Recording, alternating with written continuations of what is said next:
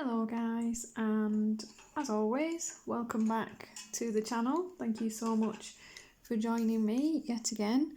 Today's video I'm going to participate in the colouring habits tag. This was created by Sassy Colouring, who I will put in the description below, and I was very kindly tagged by the lovely Rosie Crafted Colours here on YouTube. And if you haven't seen her video yet, she's colouring a beautiful page from her Enchanted Forest book that she's finally gotten back to, so do check it out. It was a very warm and open video that was nice to watch really, and I definitely do advise you guys check it out. And she will also be in the description box down below. So this is just answering questions about colouring habits, as you can guess from the title, and because of that I'm going to, just so you're not too bored while I do this, I'm going to colour in a page from Luna, the lovely new book by Maria Trolle. So I know a lot of people have this one, so get your pencils out guys, do colour along, and of course as always show me your creations. I'm on Instagram as EmmaColours2020 as well. It's always nice to see the pictures you create while listening to these videos, even if it's not anything to do with this page, whatever you coloured. I love seeing people's work. It's so nice to feel a part of the community and to be shown your pages. I'm going to use my polychromos for this. I'm going to start with these little flowers in the middle, and I've chosen a bit of orange and yellow. So I'm going to use dark chrome yellow 109, cadmium yellow 107 and ivory 103. As always, it doesn't matter which pencils you use. The only thing you want to do if you want the same colours as me is to take quite a cool mid-tone orange that's not too bright, a nice bright rich yellow, and an ivory to cream kind of colour. These are oil-based pencils, so it is up to you if you prefer to work in that medium or to just choose a wax. So this is taking me a while already, isn't it? So we'll get into the video. Question number 1. Do you have a certain place for colouring? I do, or I did. I now have 2 places since I started my YouTube channel. Is my hand in the way, of course. I have, I suppose what you'd call a craft desk in my living room, converted from my husband's old gaming table, and I sit there. It's in the corner of the room facing the TV in the living room, and that is where I do most of my colouring. But then when I started filming, I actually do my colouring for that. So right now I'm at my dining room table because it's the only place I can find that's quiet without him screaming in the background or the dogs running around, and that I can put my phone, which I film on, onto. It's on my light setup stand on the side, so that finally I managed to find a way to be able to colour without it shaking my camera all the time. And so normally I would be in my living room, but right now I am in my dining room with you guys. Question number 2. What time of the day do you feel most inspired? I think that's just one of those things that comes down to kind of what you do, I suppose. On the weekends, it doesn't really matter to me what time, but most of the time, Monday to Friday, I'm working, so I just colour for an hour or so at night. I think for me, the only thing that makes a difference is that little bit of peace. It's being left alone long enough to sit and decide what I'm doing, which it doesn't always happen, does it, guys? But I suppose I do most of my colouring later on in the day, because you know you're all done for the day, work's done, you've cooked, you've cleaned, you've done whatever needs doing, walked the dogs, fed the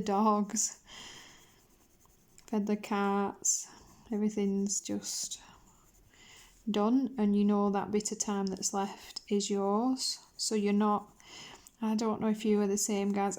I feel guilty if I'm sat colouring knowing that something needs doing, so I'd rather get stuff out of the way first, and then I don't have to feel bad about sitting and relaxing and doing what I want.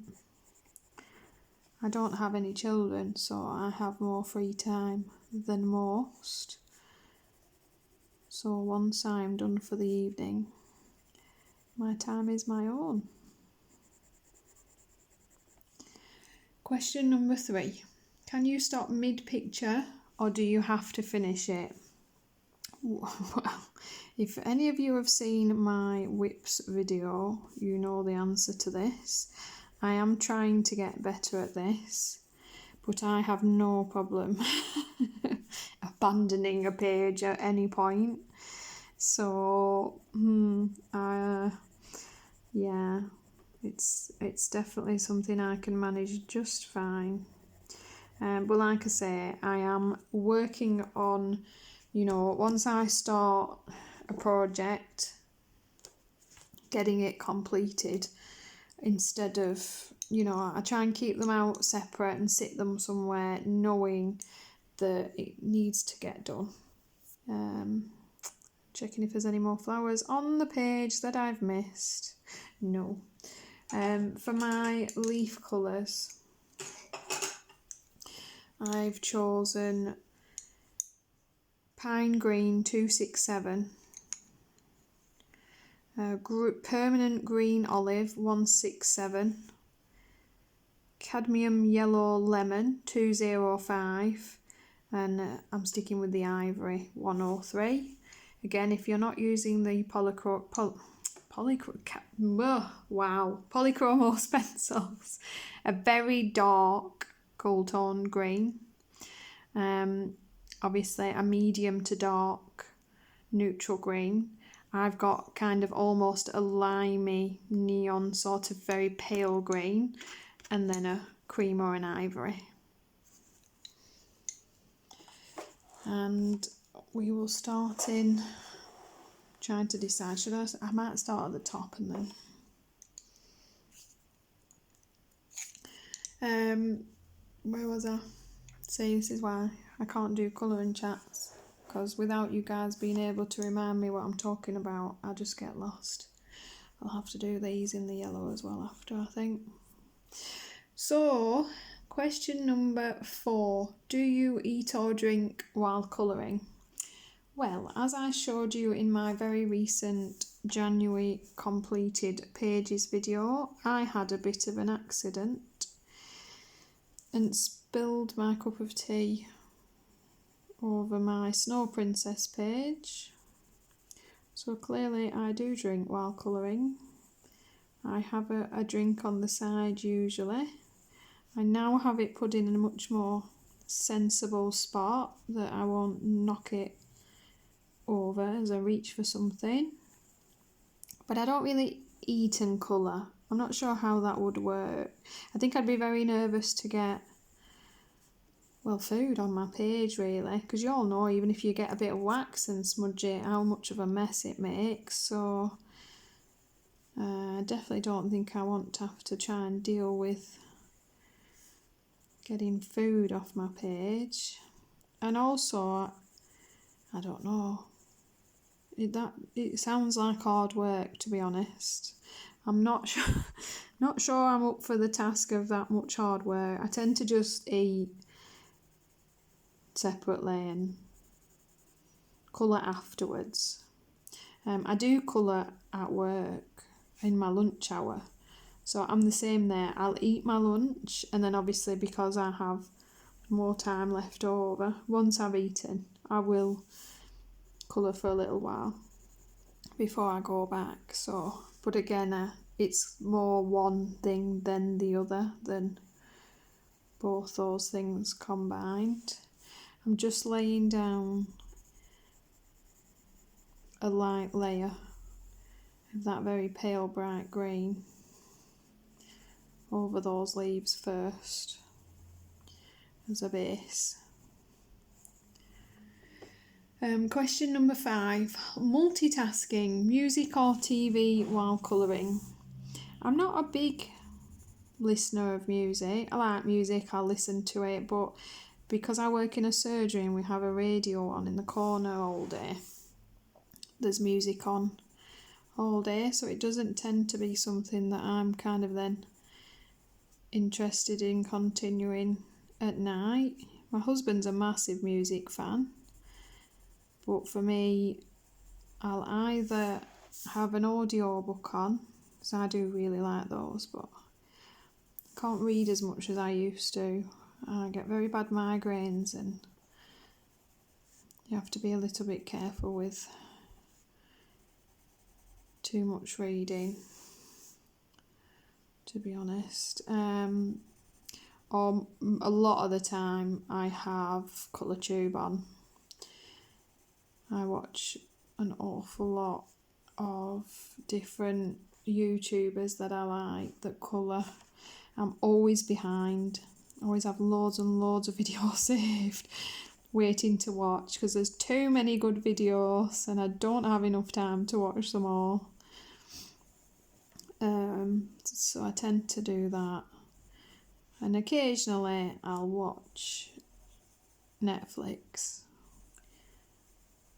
but I find an audio book is easier because you can just continue what you're doing while you're colouring. Right, there we go. I think I've got them all. Nope, missed one there and one there. Just doing this top section for now. Going to go straight to my darker screen because, well, we know I do that. So question number 6. One picture at a time or multiple? Yeah, I definitely have more than one picture on the go. It tends to be because I'll have one that I take to work for lunchtime that's kind of either something a bit easier, or one of the kind of, when I'm filming, I'll have one on the go for you guys, but you know I do the bits and pieces of it and then I kind of do the other bits off camera. So sometimes I'll take that to work to get that done.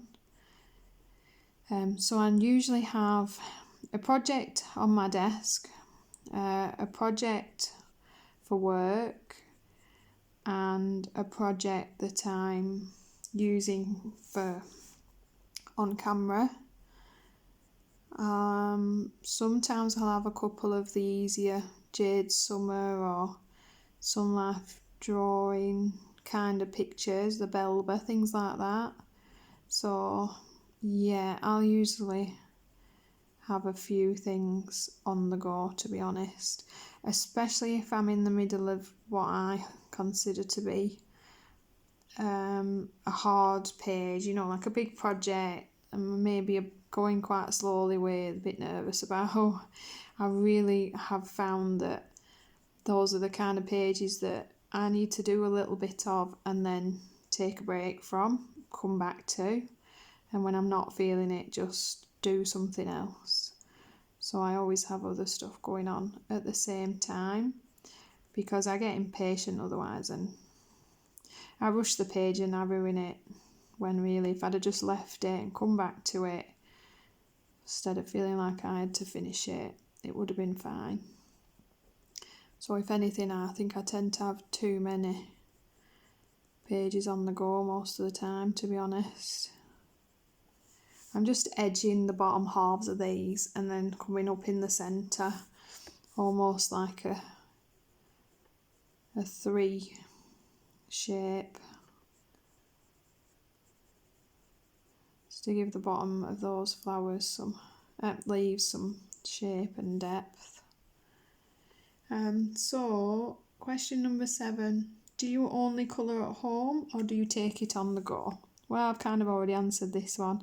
I only really colour at home or lunchtime at work. I don't know how that will go in normal life, whether I would maybe take them more places, but probably not, to be honest.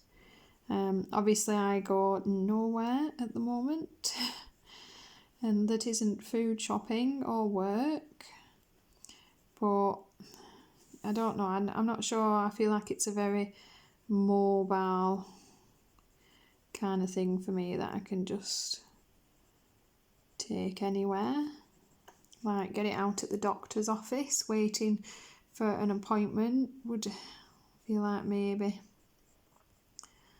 it's a bit cumbersome. I don't really colour on my knee or anything, so I think for me it'd just be at home and on my lunch break at work, because I have a table for that. So it's not so bad. Right, let's see now. Question number 8. Do you try to convince people in your life to start colouring? Not so much convince them to colour, but people ask me about colouring, and if I've got a few people that I know that I've found are kind of interested in colouring and ask me things. They ask me kind of, what kind of pencils I'd advise or a good book to get. I've given, certain surplus, I suppose, supplies and books and pencils and things that I'm not using to friends at work and family, and it's more, I'm quite open to chatting about it. I'm not sure that you could convince someone into a hobby that doesn't have some interest in first. So I think it's more to do with, once someone does show some interest, I'm always, love chatting about it and comparing, not for competition, but to show your work to people's just nice, especially people and just makes it that bit more reactive. It's a bit like Rosie said on her video that I watched. She was saying about how, it's such a singular hobby. I mean, colouring is you sitting, colouring a page by yourself, and when you're finished, starting another one. But then that singular hobby turns into sharing your pictures on Instagram and chatting to the people you meet there, and if you're into YouTube, chatting with the colouring channels that you watch and are interested in, and being a part of the community more and more as you get more involved. It takes what could be a very relaxing hobby, don't get me wrong, but very lonely in a way, to sit and colour by yourself. It's very different to having someone to show that page too, that you're so proud of when you finish it. You know, for someone to just say, that's nice, I like your page, that's pretty, I like how you did this, oh, how did you do that, that's something I'd like to know how to do, will you show me? It's all of a sudden very different, and I think that's what's, you know, I'm not saying I wouldn't be colouring without the social aspect of it. I mean, most of my hobbies are pretty antisocial probably, but it's taken it to a different kind of hobby for me, that I actually feel like I colour with people, I have colouring friends, I feel like it's a social kind of hobby, and I am amazingly pleased by that. Very, very happy to be able to create this content and these videos, and actually have people watch them is something I still I'm surprised by, to be honest. I haven't been doing this very long. My channel's been, I've been putting videos on my channel for just a few months now, and the fact that you guys watch my videos is amazing enough, but then because you're such a lovely community, you don't stop there. You take time out of your lives to comment on those videos and to just simply put, you know, wow, I liked your pages, oh, your pages are lovely, you know, good job again, Emma. It's you know, it's nice, it's lovely, and it is greatly, greatly appreciated. You know, there's never ever going to be a problem for me for someone popping a nice little comment down underneath my videos just because they were the kind of beautiful soul that wanted me to know that they took joy from the video, that they appreciated the effort and want you to do it again, is also quite shocking most of the time, to be honest. And even your guys' questions or requests, it's just, you know, it makes this whole channel interactive. It makes me create content that I wouldn't have thought to create, and bring me out of my comfort zone when people request certain things that, you know, I maybe wouldn't usually do or make a video on. It's just amazing, really. And to be honest, I think my videos are very selfish because I'm getting as much enjoyment from them as you are. So there's that as well. There's no selfless self-sacrifice here, guys. It's not happening. This is all for me. So buckle up, ladies and gents. Enjoy the ride. Right. I know these leaves look really hinky at the moment. They always do, till you get your other colours and layers in. Bear with me. They make sense eventually. This is taking me too long, isn't it? I don't even know how far in we are, but I feel like most of you have probably switched off by now. Let's see. Number 9. Do you go back and look at old pictures? Well, yeah. I mean, I've only been colouring for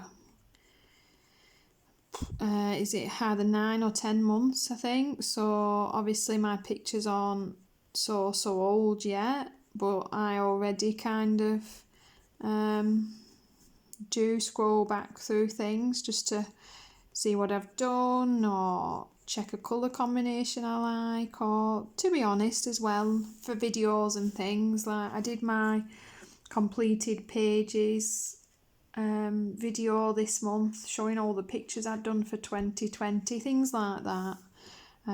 You're always kind of pulling them out for and having a look.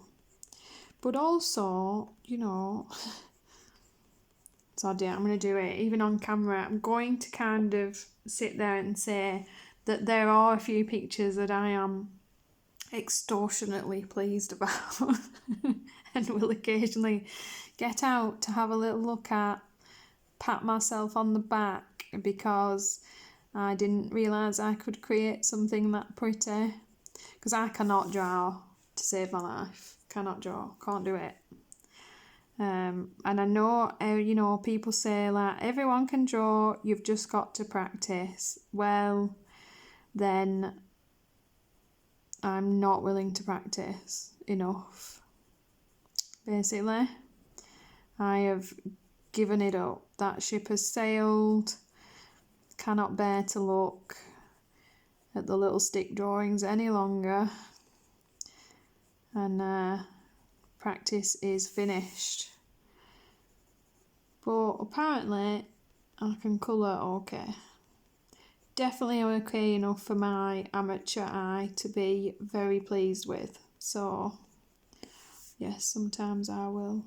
I'm particularly proud of my coloriage page from the Emmanuel Collin book, and I've already had it out numerous times when family members visit.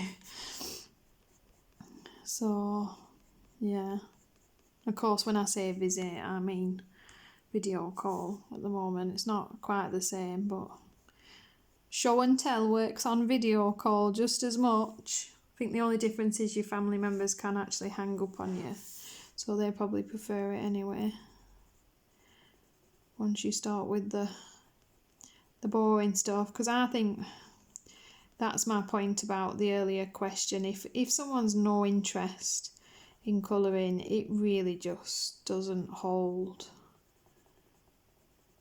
their attention for very long at all, and I don't feel like that would change, because my family members don't have any interest in it at all. You can see their eyes glaze over. It's probably a useful tool for me to make them leave when I'm done. I might keep a picture in reserve. My brain shuts off and doesn't listen to the words coming out of my mouth. Keep a picture in reserve for getting rid of guests, if we ever have them again. I think we'll appreciate guests for a while after stuff is done. So that brings us finally, sorry guys, to the last question, number 10. If you aren't colouring, what other hobbies do you participate in? Well, I've always read. I've got shelves full of books upstairs. I'm a bit of a collector. Like I say, that has turned to more of the audio variety, but I still really enjoy books, so I will get them in audio format if I can. I listen to quite a few of those. I've always been a massive movie fan. There's probably not many genres that I don't like. I love musicals. I'm very sappy about it. Just love them to death. Rewatch them all the time, like the annoying person I am. But I also really like sci-fi and fantasy and horror. And the adage holds true. They don't make them like they used to. So I have a lot of older films. Got, again, a nice collection of movies because I'm old-fashioned and I like a disc in my hand. And then I am a gamer and have been for a long time. My husband's a big gamer.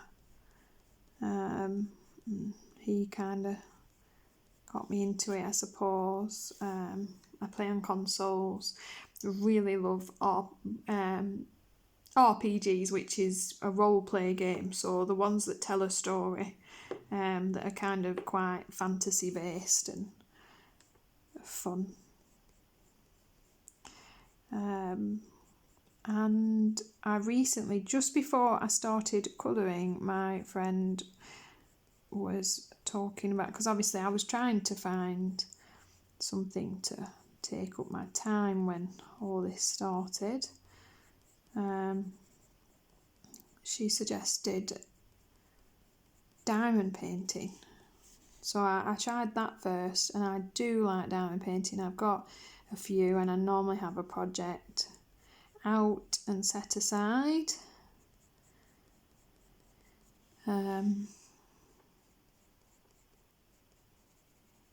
And I used to card make, but I haven't touched them in quite a while, not since the colouring took over my life, world, spare time, everything. So yeah, that is pretty much it for me and my hobbies. If you're a gamer or a movie fanatic that likes the same sort of things as I do, and you have any good recommendations, please do pop them down below. I love finding new games to try, or movies to watch, or books. I'm the same with books. I really like dark fantasy or horror.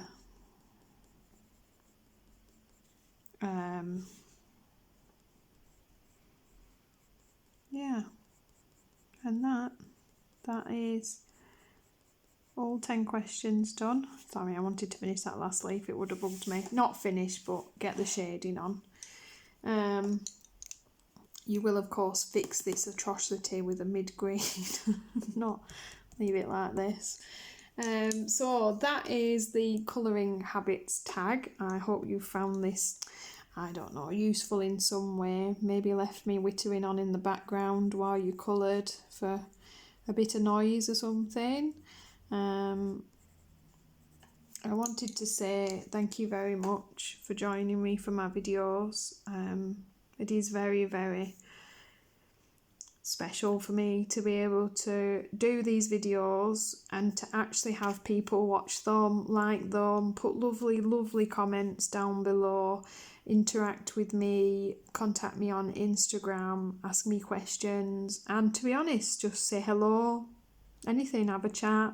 It is really nice, and don't ever feel unwelcome or, you know, like I wouldn't want to reply or speak to you just because I haven't spoken to you before. You know, always ask your question if you have it. I may not have the answer, but at least I will let you know that. And thank you so much as always for watching, guys, and I will see you in the next video.